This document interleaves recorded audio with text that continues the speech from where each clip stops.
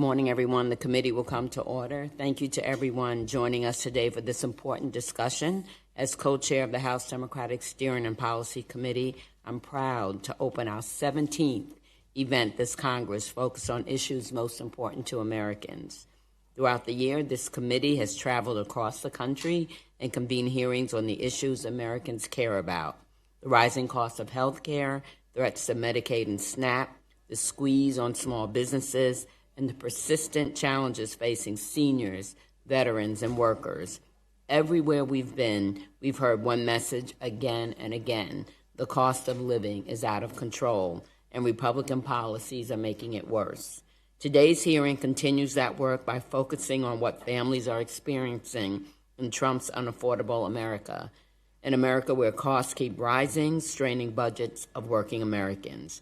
The recent Republican shutdown amplified those pressures, disrupting healthcare services, delaying SNAP, and spreading uncertainty to households already stretched thin. Families today are navigating a landscape where the essentials, healthcare, housing, utilities, childcare, groceries, all cost more. But instead of offering solutions, the Trump administration has issued funding freezes, is forcing Americans to pay more due to tariffs, and is more focused on stabilizing the Argentinian economy than our own. Across the country, parents are weighing whether they can keep their lights on or refill a prescription. Workers are facing skyrocketing health care premiums. Families caring for loved ones are bracing for premium spikes, and millions of households are falling deeper into debt simply because utility costs keep rising and wages stagnate. House Republicans believe in a different path, one where families have room to breathe. We believe in strengthening the Affordable Care Act, not sabotaging it. We believe that utility costs should be fair and transparent, and that families should never be pushed into debt for heat, electricity, or water. And we believe that no American should have to choose between economic survival and basic dignity. Today's hearing is an opportunity to center the people behind these policy debates and to underscore why lowering costs is not just good economics, it's a moral imperative. I'm grateful to my colleagues for their dedication to this work, and I look forward to the conversation ahead. Now I will introduce, and thank you to my colleagues for being here, I will introduce our first witness. Nicole Schiff is a mother of 4 children who experience various mental health, learning, and developmental disabilities, a trained occupational therapist. She is unable to work outside the home due to the demands of full-time caregiving. Her husband, a self-employed architectural engineer, works constantly to keep up the rising costs, while the families rely on Medicaid for their children's health care coverage and on the Affordable Care Act for their parents' coverage. Recently, Nicole learned that her ACA premium will increase from $75 to $550 per month next year, forcing the family to consider fuel assistance and even cutting back on groceries just to afford insurance. Nicole, I'm going to turn it over to you to tell you have 5 minutes to tell your story. Thank you very much. I appreciate the chance to share how our nation's affordability crisis is impacting families like mine. My name is Nicole Schiff, and I am a proud member of Moms Rising. I'm an Exeter, New Hampshire resident, and as you stated before, I'm also an occupational therapist. My 4 children, ages 24, 21, 17, and 12, have various levels of disability, including mental health and developmental disability. The rising cost of housing, groceries, utilities, and other essentials has forced my family to stretch every dollar to make it through each month.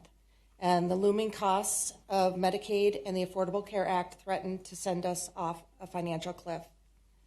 Raising 4 children with disabilities has never been easy, especially in a country that has failed to adequately invest in care.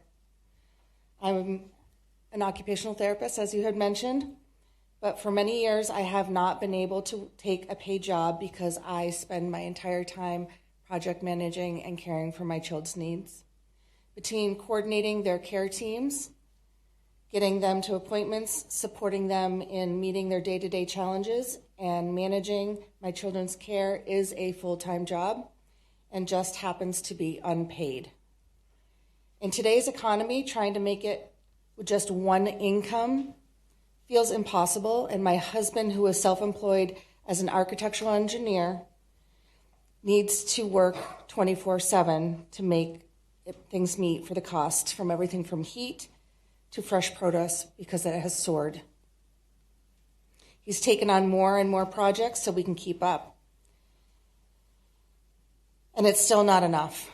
My family stares down the healthcare crisis that our country is facing. The Medicaid and Affordable Care Act are lifelines for our family. My husband is self-employed. That is his only option for health care.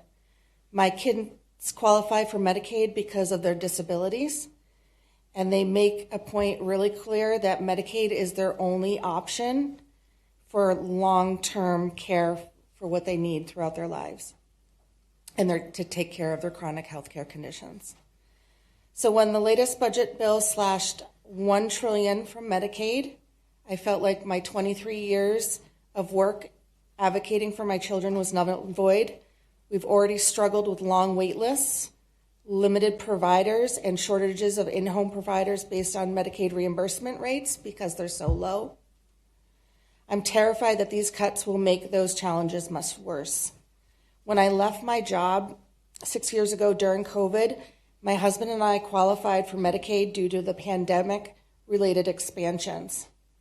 When those ended, we were able to sign up for the Affordable Care Act insurance plan, and that was actually affordable, thanks to the enhanced premium tax credits.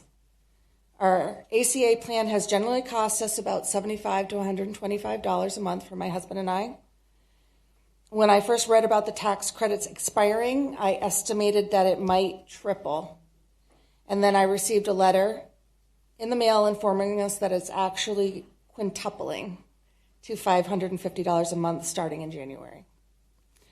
I have absolutely no idea how we'll pay for that on a fixed income. It already feels like we're robbing Peter to pay Paul. We're looking at applying for assistance with utilities so we can eventually offset the increase for health insurance. I'm terrified that we won't be able to keep up with our mortgage. At the same time, going without health insurance is not an option.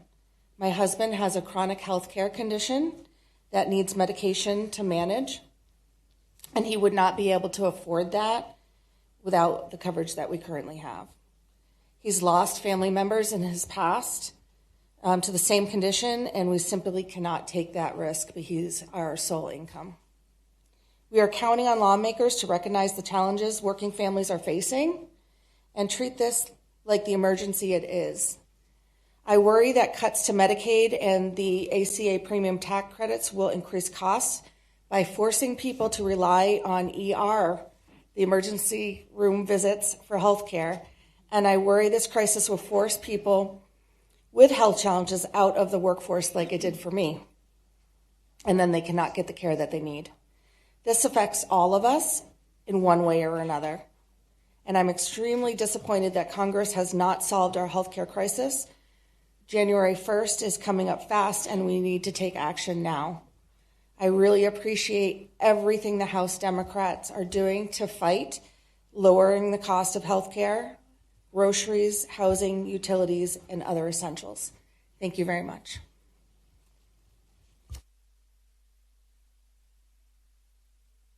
Good morning. Thank you to Leader Jeffries and Steering and Policy Co-Chairs Barragan, Wasserman, Schultz, and Kelly for convening this hearing to highlight the work House Democrats are doing to hold the Trump administration and House Republicans accountable for breaking the promises they have made to improve affordability and protect access to health care. President Trump came into office pledging to lower costs for Americans, from groceries to utility costs to health care, on day one of his administration, and he has failed.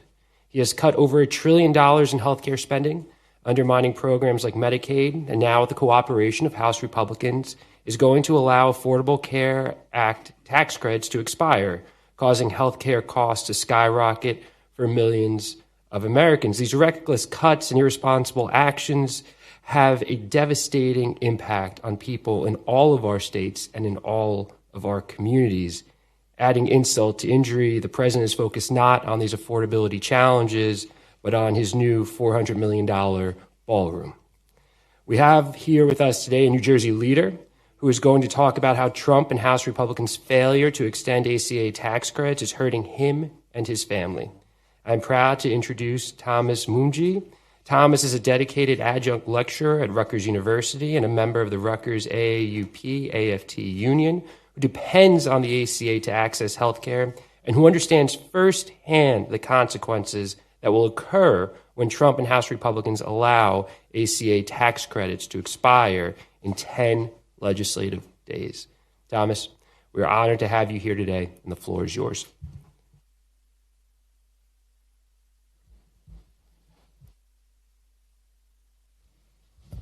Really do have to push that hard.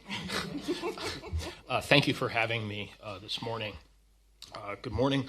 My name is Thomas Munji. As said, I'm an adjunct lecturer at Rutgers University in New Brunswick, New Jersey.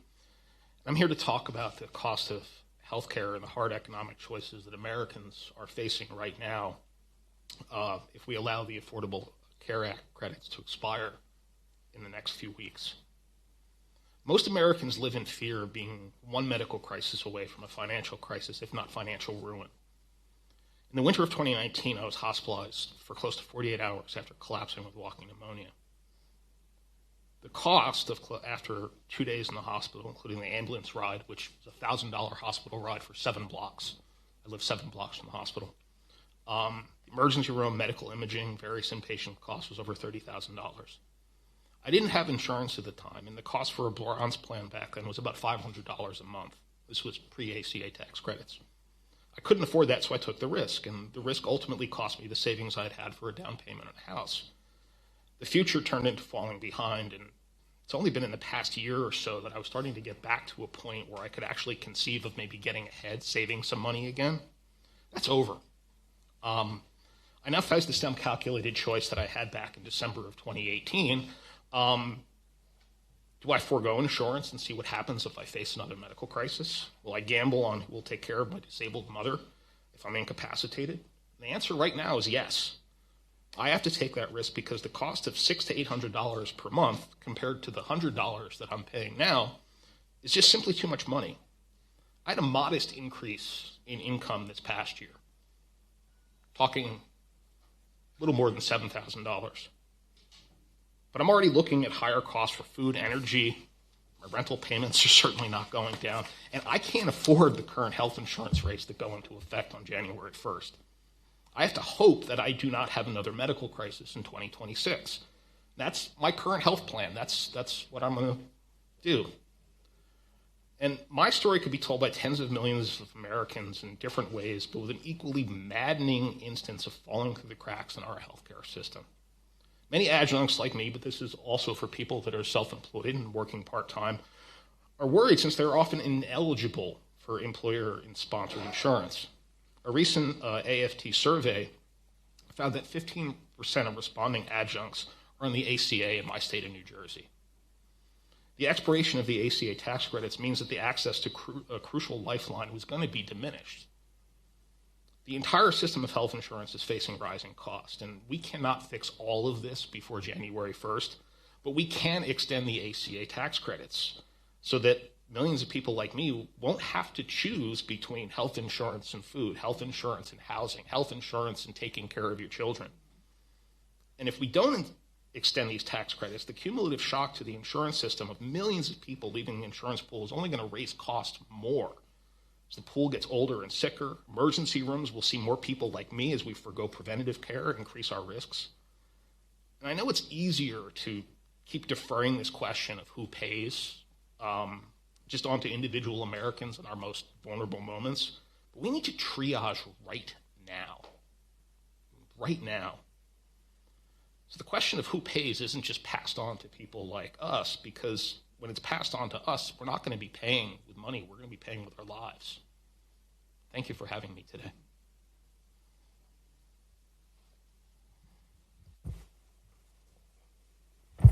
Thank you, Madam Chair. I want to thank you and the Steering and Policy Committee for holding this important hearing today. I want to thank our witnesses for your powerful testimony. I'll be introducing Ms. Reyes in a moment. But I did want to say that I want to focus on the Head Start program briefly this morning before we have a chance to hear back from our witnesses. The Head Start program has been one of the most effective programs ever enacted in the United States to address poverty and to help people get an early start, especially kids who come from disadvantaged backgrounds. And so that's why the Trump administration's attack on the program has been so heartbreaking, I think, and counterproductive. I wanted to offer an article into our record. Head Start is turning 60. The federal child care program may not make it to 61. And some of the points that the article makes talks about the attacks by the Trump administration on the Head Start program. The first blow to the Head Start program in this administration was President Trump's January 27 executive order calling for a federal funding freeze. Now, temporary interruptions in funding can cause programs to close their doors. Many of these programs go on razor-thin margins, as we're going to hear, I think, in a moment, and so that can be very devastating to them. The next step the Trump administration took was to fire 70 Head Start staffers who were pink-slipped. That's almost 1/5 of the program's workforce. And one of those employees said, they say we're bloated. We could have used 2 more full-time people. The cuts, he said, would be devastating, not simply for him, but for kids who are in the program and need to be safe.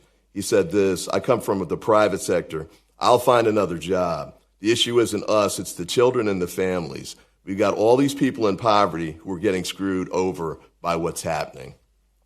The third devastating step that the Trump administration took was the passage, in conjunction with House Republicans, was the passage of the budget resolution that cut $880 billion in discretionary spending from programs like Medicaid and SNAP, which are closely interrelated to Head Start, and help to be a total safety net for people who are in the situation where they need the Head Start program the most and benefit the most from it. And so that brings me to my witness, Karolina Reyes, who comes from my district. She does work in Laurel, Maryland. She's a proud member of the nationwide advocacy group Moms Rising and serves as the director of Arco Iris Bilingual Children's Center, a Head Start partner preschool in Laurel. And with that, I turn the floor over to you, Ms. Reyes. Good morning. Can you guys hear me? Yes. Good morning. Buenos dias. My name is Karolina Reyes. I'm a proud member of My Rising. I am a mom of 2 amazing daughters, one of whom is in high school and the other one in college. I expect to earn my master's degree next spring. I'm the owner and director of Arco Iris Bilingual Children's Center, a child care program in Laurel, Maryland. We are Prince George County's first bilingual preschool and a Head Start partner. We have a capacity for 47 children, but we are serving at the moment 32 children from 2 to 5 years old. I'm proud to serve at Maryland's Governor Moore's State's Early Childhood Advisory Council. And thank you for the opportunity to share how the affordability crisis is harming the families in my community. These are incredibly tough times for young families. So many parents of children in my program work extremely hard, many at more than one job, and they still live paycheck by paycheck, relying on churches or food bank to feed or clothe their kids. These are moms and dads who are scared of what the total cost of their groceries will be, and afraid they will have to put the milk or cheese back on the shelves because they don't have the money to pay for them. They are moms and dads who walk long distance to and from their jobs because they can't afford bus or metro fares. The increasing cost of food, rent, clothing, and other essentials makes life even more difficult. For some students in my program, the meal they get in childcare or Head Start may be the only meal they get that day. These families are terrified about losing their SNAP benefits or having them delayed. They are panicking about what the cuts of Medicaid will mean for their health care. Many already can't afford the medication or care they need. They are worried about heating their homes this winter and what closing the U.S. Department of Education will mean to their children. And for immigrant families, even with documentation, the ICE rates and the racial profile create even more trauma. Even being here today, I question myself if I could be targeted by ICE due to my accent and speaking Spanish and looking like a Latina. It is unbelievable that I have to fear this even for a second. If I feel this, imagine the immigrant families who are much more vulnerable. These hardworking parents depend on our childcare program, but Congress has failed to significantly invest in childcare and to stabilize the industry. So we function on the margins. Without reserves, we will need to keep classrooms open if our Head Start funding disappears. Losing access to childcare will put families in crisis. Without childcare or early learning programs, parents cannot go to work. And children won't be able to have the opportunity to be ready for kindergarten. I know this with certainty that high-quality early care and education starting at birth, is essential for our children. I know programs like mine only serve a fraction of families who need us. With the cost of childcare so high and the shortage of programs so severe, so many parents have been pushed out of the workforce, and far too many children are missing out on critical early learning opportunities. We need our elected leaders to address this crisis, but instead, this administration is sending us in the wrong direction. I'm passionate about what I do because I have seen the difference quality early education can make in a child's life.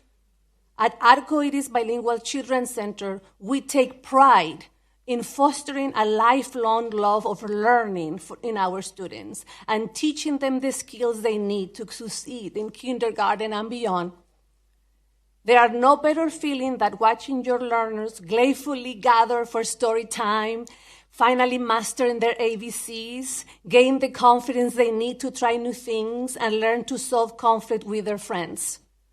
When families are under stress, as so many are now, they need us more than ever.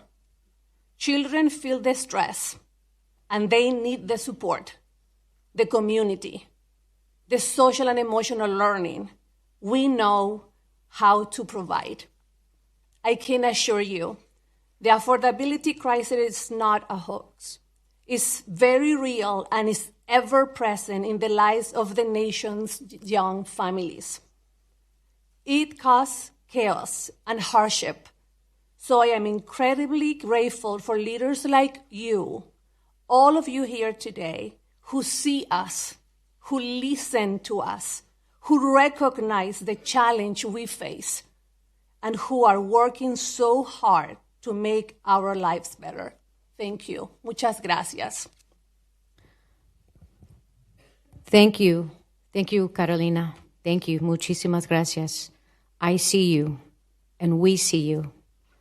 Thank you for sharing your story, your fears, and those of immigrant families and children, which is unacceptable in this country. Thank you for your advocacy with Moms Rising in support of Head Start. Every child deserves a chance to thrive when they start school, and parents should not have to choose between paying for expensive childcare or missing work to take care of their young children. The cost of living is too high. Americans work just to live paycheck to paycheck. We've heard that here already. And that's because Donald Trump and Republicans have raised the cost of everything, including the cost of health care. Access to quality, affordable health care saves lives. And that is a fact. And while Trump and Republicans prioritize rewarding billionaires, Democrats are fighting to extend the healthcare tax credits that actually lower cost and prevent massive premium increases. We need just a few Republicans to put the people first and to join us, because hardworking Americans deserve better. And that's why I'm glad to introduce today our next witness, Brian Shear, who will speak to this higher cost of living, thanks in part to rising energy and utility costs. Brian is a director of competition and regulatory policy at Vanderbilt Policy Accelerator, an academic research group that focuses on topics in political economy and regulation. A longtime advocate for corporate accountability and fair markets, Brian has held leadership roles at the Consumer Financial Protection Bureau. He led the agency's regulatory agenda, including junk fee prohibitions, privacy regulations, regulations on medical debt, and the agency's reform of fair dealing standards. He was also founder of Justice Catalyst Law, a nonprofit law firm that files class action suits related to antitrust, consumer protection, employment, and civil rights law to advance economic justice. Brian, thank you for joining us today. You are now recognized. Thank you, Congresswoman. And thank you for giving me an opportunity to speak today. My name is Brian Shear. I am the Director of Competition and Regulatory Policy at Vanderbilt Policy Accelerator, which is a center attached to Vanderbilt University and focused on economic policy. In the United States, we are in the middle of an affordability crisis. In the last 5 years, average prices have increased by 25%, but this is just the tip of the iceberg. For decades, the largest bills for most Americans, housing, childcare, healthcare, education, in other words, the household monthly bills, have all risen dramatically faster than inflation and faster than wages. As a result, wealth inequality has been rising for 50 years. In the past year, nearly 40% of Americans have had to turn to credit cards to pay for bills or everyday essentials. Making matters even worse, without action from Congress, 20 million Americans are set to see their health insurance premiums skyrocket at the end of this year, less than a month away. I can imagine policymakers have a keen interest in lowering costs given the recent clamor, but might feel they don't have a lot of tools to do so quickly. We often hear about policy designed to bend the cost curve or increase supply over time, but we aren't limited to those solutions everywhere. There are whole sectors of the economy where the government has, for a century, been directly setting the prices. The Vanderbilt Policy Accelerator has a program to study and revitalize the academic focus on these networks, platforms, and utilities, and energy bills is one of them, and that is going to be my focus for the rest of these remarks. In the United States, privately owned energy utilities operate as regional monopolies. Both because utilities are monopolies and because they are essential infrastructure, state governments set the price to ensure bills are fair and that utility companies don't go out of business. In addition, the federal government, through the Federal Energy Regulatory Commission, or FERC, sets the price for wholesale energy, which is an important input cost that's passed on to the bills that states approve.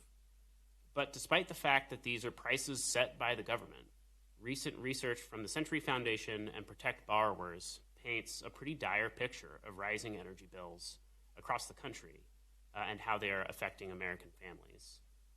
For example, in just the last 3 years, monthly energy costs have spiked 35%. That's faster than inflation. This year alone, costs have increased 12%. And that increase has actually sped up in the later half of the year.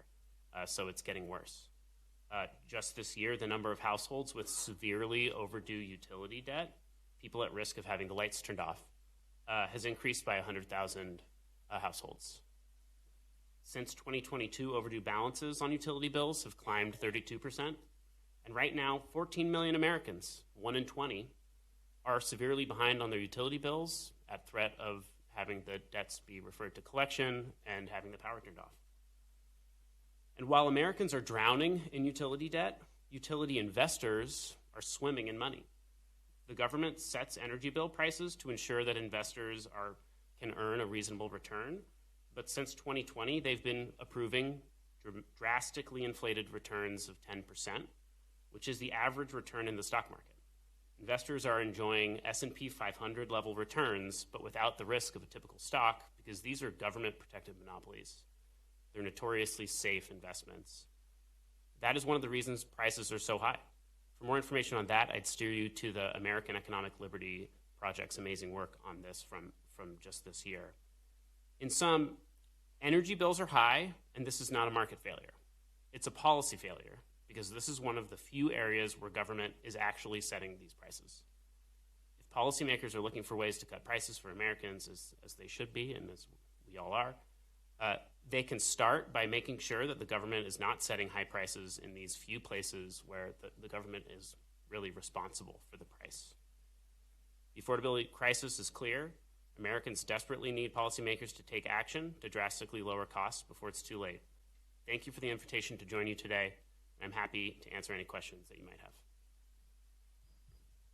So much, and now it's time for member questions, and Representative Kennedy. Very much. Thank you to all of these extraordinary individuals for being here and encourage you to share your powerful stories with us here today. I want to thank the Democratic Leadership and Steering and Policy Committee, including co-chairs Berrigan, Kelly, and Wasserman Schultz, for convening today's hearing to discuss the most pressing issue facing Americans today, the rising cost of health care. And thanks again to our witnesses, especially you, Ms. Schiff. I understand you're an occupational therapist, as I am. It's great to see another OT in the house here. We know firsthand what it means to work with the most vulnerable patients, to witness miraculous recoveries, and to work within a system that's meant to help people heal. But like every other American, I'm watching that very system fall apart.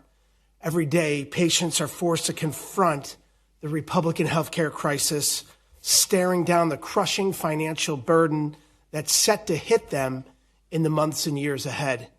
Whether it's the astronomical medical bills that force a patient recovering from an unexpected surgery to choose between food on the table or avoiding medical debt, a notice from your insurance company that the next year's premium will be more than doubling, or a call from your primary care physician that their facility will be closed because of the $1 trillion cut to health care enacted by Trump and congressional Republicans this past summer. These challenges don't just affect patients. Because of the Republicans' big ugly bill, hospitals are facing unprecedented losses and being forced to cut services for the most vulnerable in our communities. And states across our country, including New York, are now left scrambling to determine where to slash services to make up for the sudden loss of federal support. And to make a bad situation worse, this administration, the Trump administration, has put forward a deeply flawed proposal that will severely restrict how graduate students can finance their education in essential healthcare fields like nursing, physical and occupational therapy, mental health services, and so many other healthcare-related professions. Another reckless decision passed by congressional Republicans that sabotages the future of healthcare in America by making it financially impossible for the next generation of healthcare workers to enter the field. This proposal intensifies an already dire workforce crisis, leaving exhausted nurses and providers even more short-staffed and burned out, and ultimately undermining patients' ability to access timely, reliable care. Thanks to congressional Republicans, our healthcare system is in crisis, flashing red and warning of the devastating consequences to come. We are not going to stop fighting to protect healthcare in this nation, and our Democratic colleagues are united for a better healthcare system in this country. We're going to continue to stand up against cruel Republican policies that destabilize our healthcare workforce, gut Medicaid and Medicare funding for children and those with disabilities, rip away care in our hospitals and clinics and outpatient settings across this country, and that are forcing healthcare in this country to become a luxury rather than the fundamental right that it is in the richest country in the world. I'm so grateful for my colleagues for their time and their leadership. And with that, I yield back. Thank you, Rep. I just want to remind people they have 3 minutes. So, Rep. Horsford. Thank you, Chairs Kelly, Barragan, and Wasserman Schultz from the Steering and Policy Committee and our leadership for hosting this important hearing. This week, during his recent cabinet meeting, the President of the United States attacked Democrats for talking about the high cost of living. He said, and I quote, "The word affordability is a con job by the Democrats. The word affordability is a Democratic scam." A con job. A Democratic scam? Isn't this the same guy whose campaign centered on lowering the price of eggs? The same guy who declared himself the affordability president?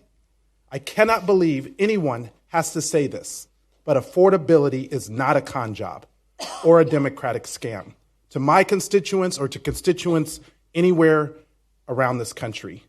And anyone who says otherwise is plain wrong and frankly lying. You know what isn't a Democratic scam, but is a direct result of Republican inaction? The looming expiration of the advanced premium tax credits. These affordability lifelines helped double enrollment in the ACA marketplaces and drove record low uninsured rates. But they are all set to expire in just a matter of days. Why? Because Republican leadership has refused to work with congressional Democrats. But we only need 4 here in the House to break from their chaos and to stand with the American people. And now marketplace enrollees are already feeling the impact. Nevadans using Nevada Health Link, my state's ACA marketplace, now face premium hikes of over 26%, well above the originally projected 17.5%. What is driving this increase?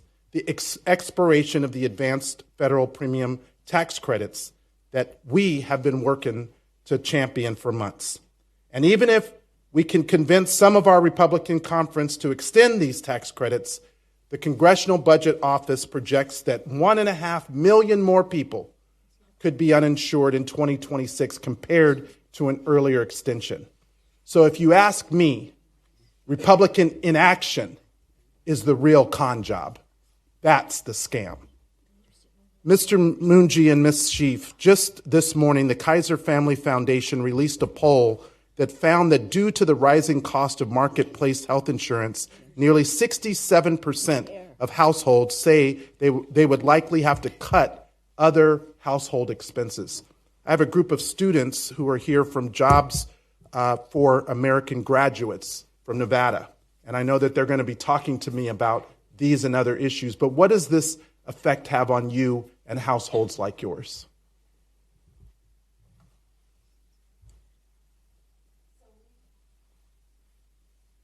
We live on a fixed income, and we live within our means, so we have a strict budget. And so if there's going to be more expense for health care, then that needs to come from something else. So we have to make the decision on, do we apply for more services, like applying for electric assistance, or do we cut down something else? Like my children, I try to get them into extracurricular activities. Those things will probably need to go away to be able to cover just our health care. So it has to come from somewhere, and with the expenses of groceries going up and everything going up, we have to cut, or my husband has to work more. And right now he is working from like 5 to 10 at night because he's our only source of income. We've been joined by our illustrious leader, Hakeem Jeffries. You're next. Good morning. Thank you, Robin.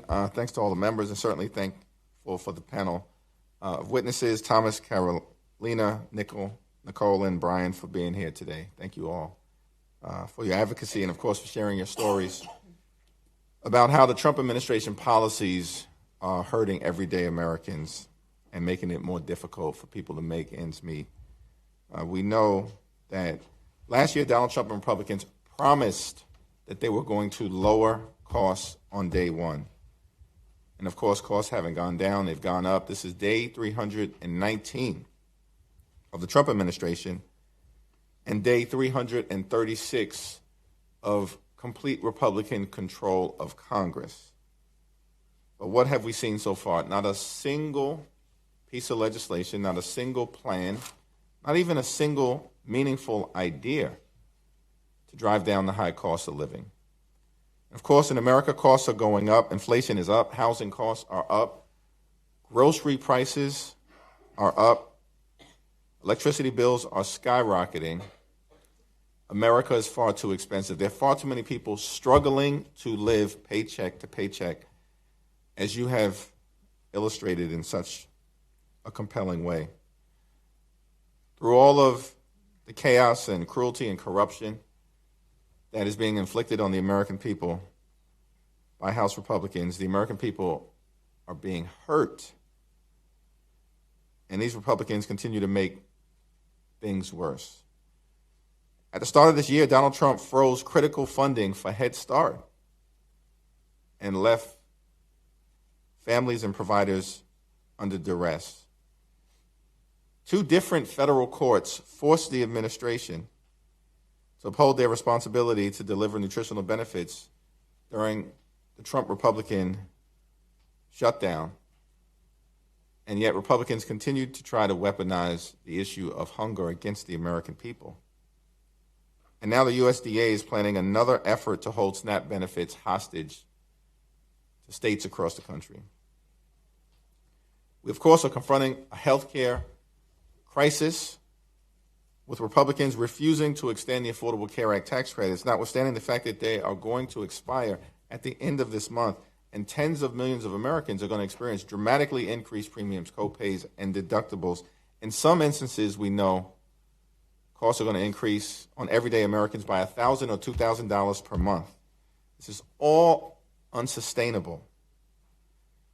And yet, in this environment, the one thing that Republicans have done when they cut Medicaid in their one big ugly bill, largest cut to Medicaid in American history, cut $186 billion from nutritional assistance from the American people, literally ripping food from the mouths of children, seniors, families, and others.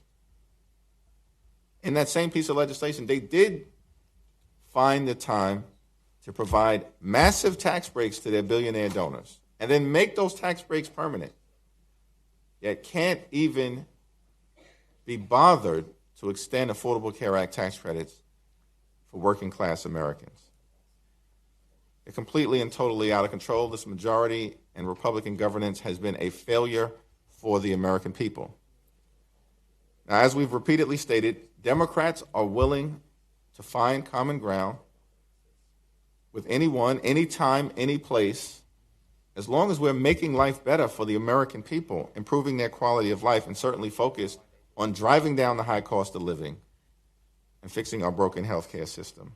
We just need serious partners on the other side of the aisle, and they're too busy fighting each other and rewarding their billionaire donors to do something meaningful for the American people. So we're thankful for your presence, for your compelling testimony, for your advocacy on behalf of the American people, and we look forward to our continued partnership on behalf of making life better for hardworking American taxpayers. And I yield back. Thank you, Leader. Now we'll hear from Rep. Thompson from California. Thank you, Madam Chair, and thank you to the Policy and Steering Committee leadership for making this hearing possible. I think we should be doing these every day to draw a contrast between how hard Democrats are working for the American people and how our Republican colleagues are not. The American families feel the affordability crisis every time they check out at the grocery store, turn on their lights, pay the rent, or try and buy a home. According to the Bureau of Labor Statistics, grocery bills, electricity bills, and rent have all increased over the past year, despite what this president may claim. But these price increases will pale in comparison to what people will face when they try and renew their health insurance policies for 2026. During the government shutdown, Democrats fought to extend the premium tax credits that make health insurance more affordable for millions of Americans. Without action, families will see their premiums double or even triple in just a few short weeks. Even in the middle of the shutdown, Speaker Johnson could have called the House back into session to vote on legislation that would lower costs. Instead, he kept congressional Republicans out on vacation. It was a missed opportunity to show the country that we can come together and lower prices when it matters the most. Families deserve practical solutions that make health care, housing, groceries, health care, again, and other essentials more affordable. They deserve a leadership that takes the time to create solutions to address critical issues instead of leaving them to wait. I urge Speaker Johnson and the Republican majority to consider all the Americans they represent before costs get even higher. It's time to shift a little attention away from their billionaire donors and focus on everyday working Americans who are paying too damn much every time they turn around. Mr. Munji, you mentioned that your ACA premiums are jumping from $100 to $800 in the next few weeks. You're taking care of your mom. You're trying to buy a home and provide for your own family. Have you done the back of the envelope calculation? How is this going to affect you in your effort to realize the American dream? The dream is deferred at the moment. And to your point about the focus on a certain class of folks, billionaires. This is a ridiculous story, but I think this illustrates this well. I was on AmeriHealth a couple of years ago. It was my insurance company. And out of the blue, I got a check for $18 from AmeriHealth.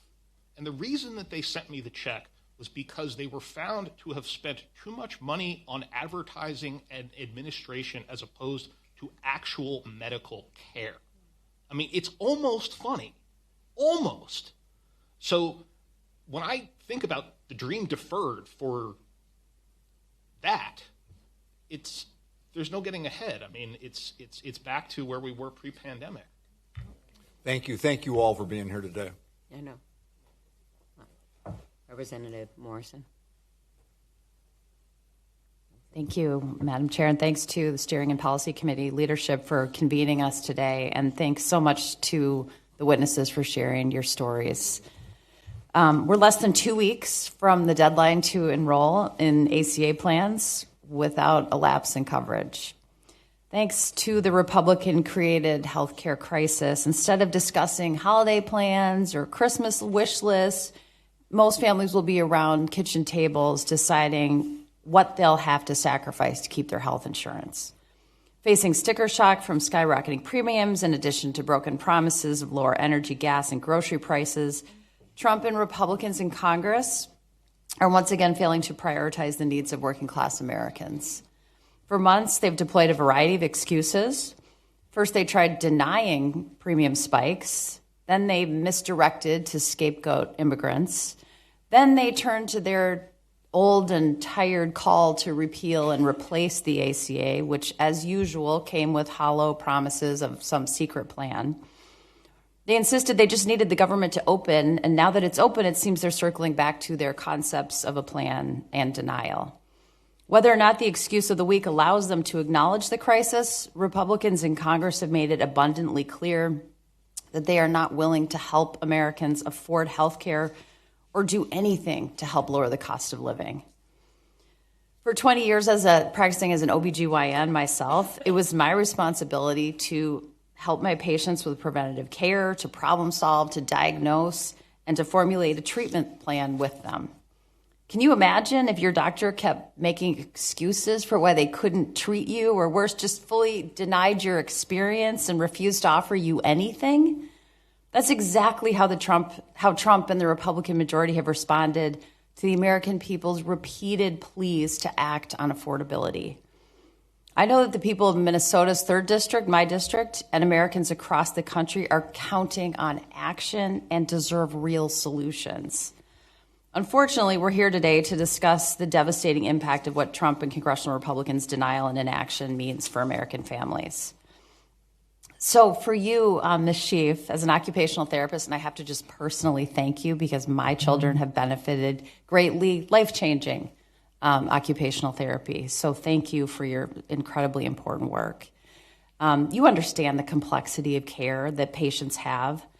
Without health coverage, what trade-offs would a family be forced to make? And then what impact would important services like occupational and speech therapy or access to a home health aide mean if they had to go by the wayside? Experienced this with my family, and when I had private insurance, my children's diagnoses would actually prevent our private insurance from paying for their services. So they were denied because their developmental disabilities were not acute. So the only way we were able to access speech and physical and occupational therapy was when they qualified for medical-based Medicaid. And so if we had to then ensure the co-pays and the costs of those, I don't think we would have been able to take them to therapy. We've relied a lot on school-based therapies for my children because that's all we could really afford. Unfortunately, a lot of the providers do not take Medicaid, so we're very limited, and the reimbursement rate with Medicaid also is not enough. So a lot of providers are private pay or not taking Medicaid, and so we've had to drive over an hour to get services for my children. And so it's, as I know Karolina was mentioning, like early intervention, that's where I started my career. And that is so important. And so to delay treatment and to not have access at the most vulnerable time in a person's life, it causes more challenges. And we've had to give up. What do? Do we pay for therapy? My kiddos do equine-based hippotherapy, and when they graduated from that, it needed to be adapted riding, which is out of pocket, and that's $200 a session. So it's something we cannot do. So it's affected my children's treatment. We can't find providers. We can't find staff. So that's why I quit my job, is because I do the role of the therapist, the teacher, the psychiatrist. Thank you for sharing your story. The ripple effects of these Republican policies, if you can call them that, will devastate generations. And I'd love to ask another question, but I yield my time back as I see I've gone way over. Thank you so much. Rep. Ruiz. Thank you. I thank you all for being here and for giving testimony and telling your story. My heart is broken. I'm an emergency medicine physician and a public health expert, and I take care of patients. I love my patients, and I love my constituents now as a policymaker. And the human face of these policies are suffering. These policies are tremendously suffering already. The context here is that costs are way, way, way up. The big, ugly law has taken away health care through cuts through Medicaid, taken away care through the reduction in funding for hospitals and clinics, taken away food. That's resulted in increase in costs for working people. In addition to that, Trump's tariffs has just skyrocketed costs. And then under that scenario, now they are intentionally holding back the Affordable Care Act tax credit, which will raise costs astronomically in healthcare, while they gave tax credits in the billions to billionaires. So in my district alone, costs on average would increase 254%, $18,000 a year. That's a lot. Mr. Munji, you went from 100 to 800. That's over 8 times what you were paying. And what people don't understand is what Dr. Morrison said is the ripple effects. What does that do to families? That means that you're more stressed. That means you can go into financial ruin. Going into financial ruin means depression, means domestic abuse, means divorces, means separations, means potential increase in suicides. This is real impacts, negative impacts that the American people are going to be facing. And so that's what I wanted to elucidate today. And Mr. Munji, what is this experience like for you? And also, Ms. Schiff, like in terms of your anxiety, you know, what does this mean for you? What have you been going through? The stress of this, it compounds, you know, as you said, and it touches on everything else. And in a state like New Jersey, we've seen astronomically high increases in electrical costs for many of the reasons you were discussing. And each one of these issues, like, you can't defer them all because the bills are there. So it's crippling. I mean, I've actually... You go into financial debt, financial ruin. How about you, Ms. Schiff? What has this caused for your family? So the whole reason my husband is self-employed is because my children were asked to leave preschool when they were 3.5, and my husband quit his job then. And I was the primary breadwinner of our family. And then 6 years ago, I developed my own mental health need and caregiver burnout, working full-time as an occupational therapist and working full-time as my children's project manager. And so really... Was it hard? I was not functioning. You were not functioning? I was not functioning. And Mr. Munji, you said you were numb? Well, we care about you. Democrats care about you, and Republicans are stripping away your health care, and we're going to fight for you. Thank you. Thank you.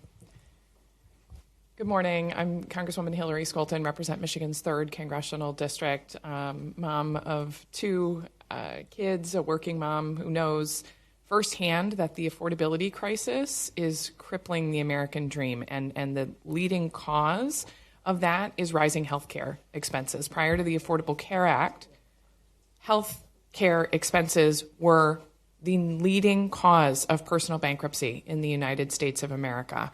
We've got just 9 session days to figure this out.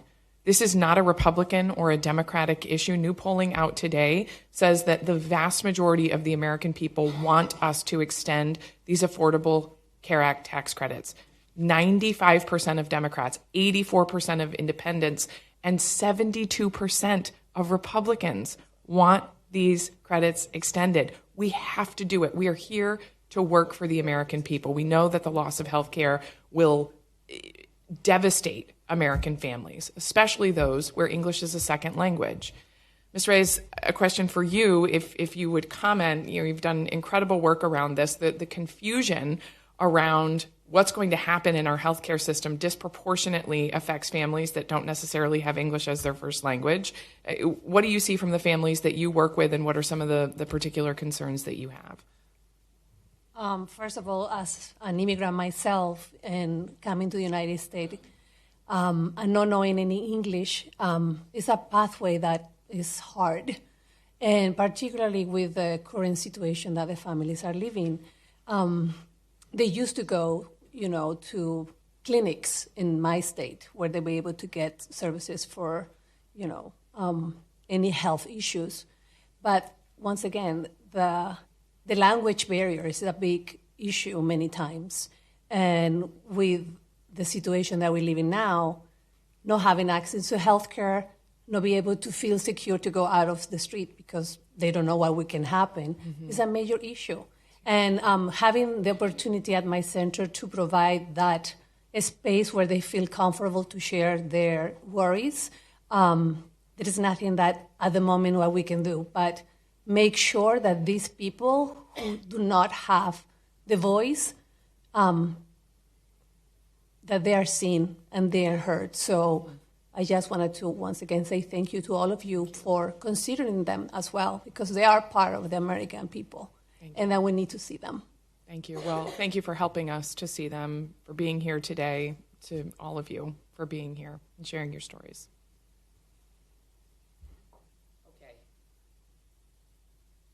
Votes have been called, so I'm going to just maybe ask you each a quick question. Well, what I want to do is start with...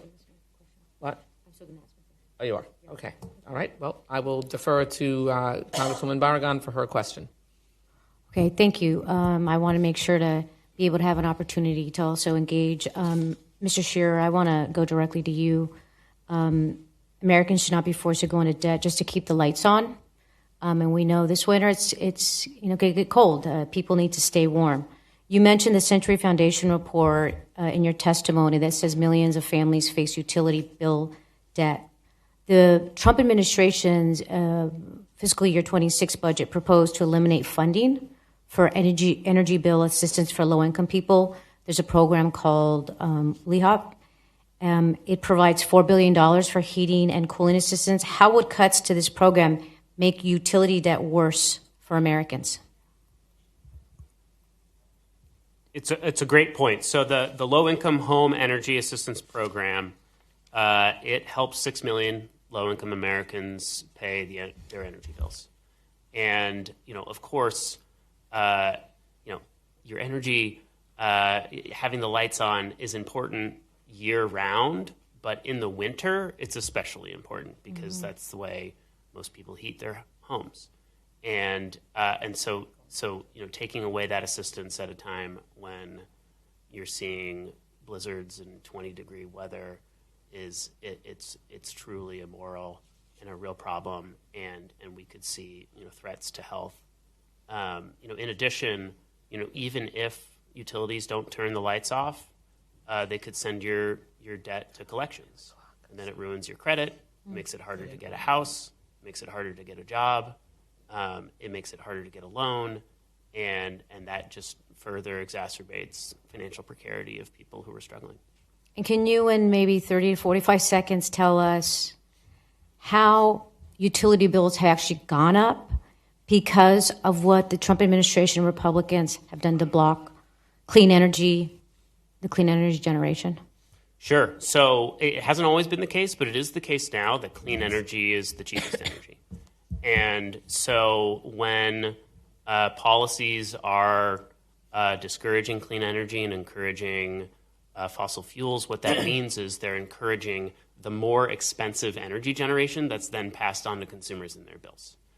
And so it hasn't always been the case, but it is now the case that both environmental policy and affordability policy are aligned.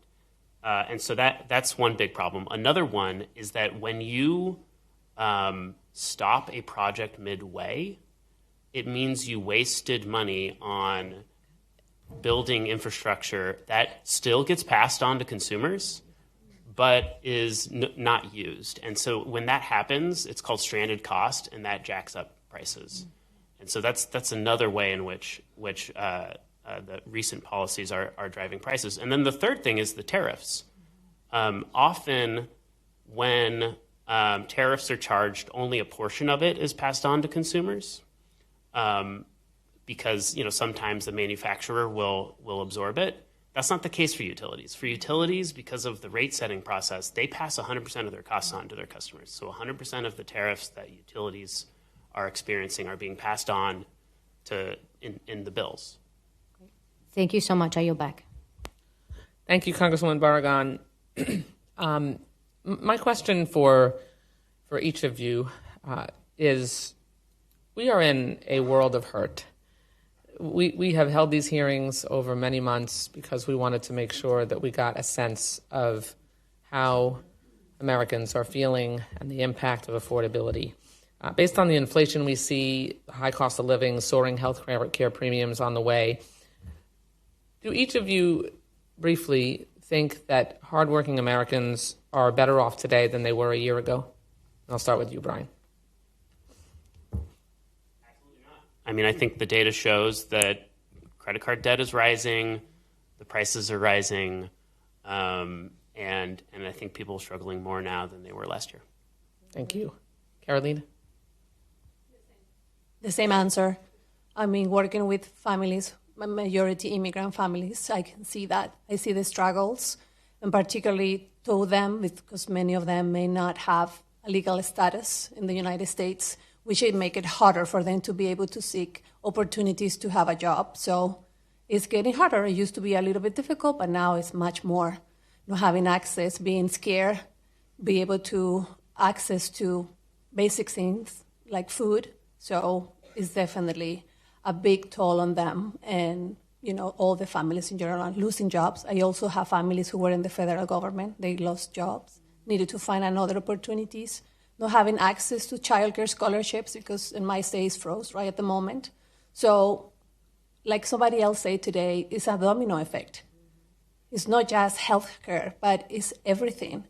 And in addition to that, I must add that the social and emotional foundation and the issues that our children are facing at the moment is horrible. We need to come together to figure it out something. I just want to say I grew up my childhood in a dictatorship in Chile.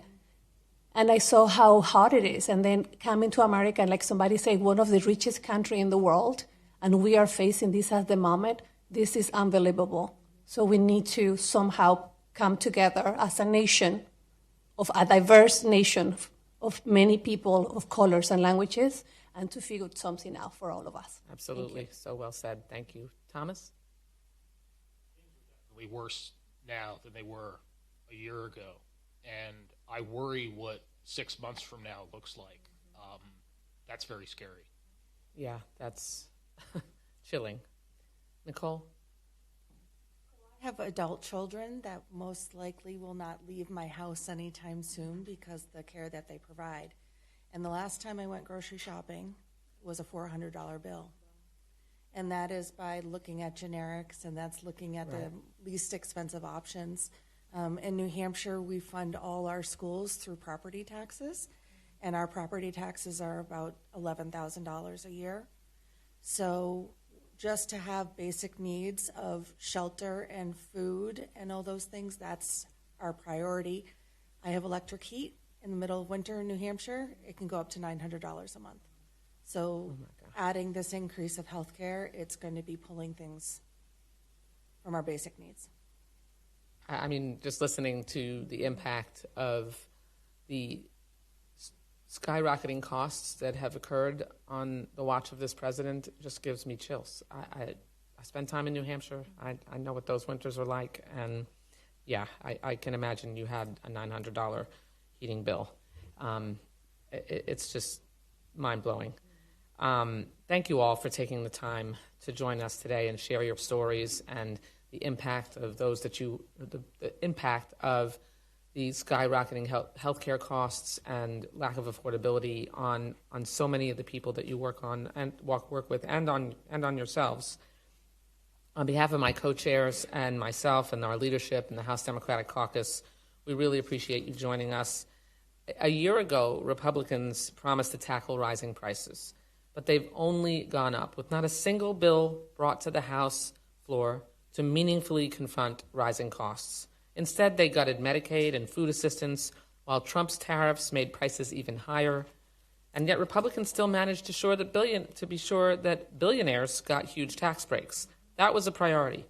Not surprisingly, after a decade, we're still waiting for a Republican health care plan, as more than 4 million Americans face losing coverage, with millions more about to see their premiums soar in just a few weeks.